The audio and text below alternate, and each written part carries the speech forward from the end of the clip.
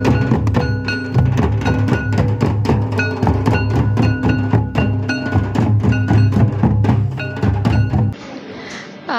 आमर north Odisha history Congress प्रथम अधिवेशन आम कॉलेज रे आयोजित होउछि।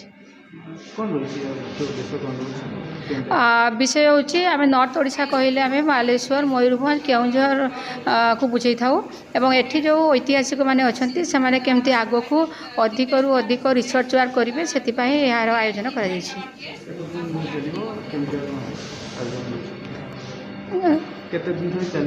एटा एक दिवसीय प्रकृतटा 2 दिवसीय हुए किंतु जेहेतु प्रथम थर हो तेणु ए वर्ष आम प्रथम थर कहूँ आमर PG department of history MPC autonomous college सहित कोलाबोरेशन करके आम एटा करूँ।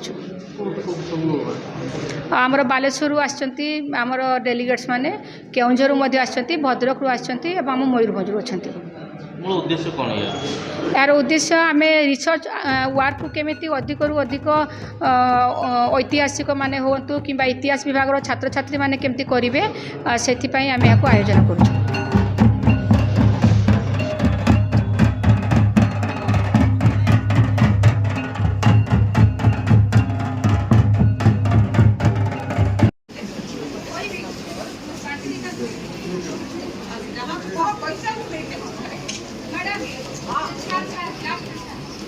Now I request our corporate madam to felicitate. He has interest in history, so he wrote this book, The History of Mayurbhanj. समस्त भितर आज आकर्षण केन्द्रबिंदु अन्यतम अतिथि भाव एवं प्रोफेसर डॉक्टर अशोक कुमार पट्टनायक महोदय एवं यही सभामंच उपस्थित थिबा आम समस्त गायमणि मातंडी महोदय एवं आज जहांकर अतीतर इतिहास अतीतर मयूरभंज नामक पुस्तक अनेक मान्यगण्य ज्ञानी गुणी इतिहास विशारद अभिज्ञ सम्माननीय अतिथिवृंद different posts.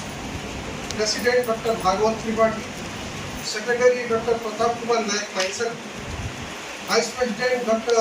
J.N.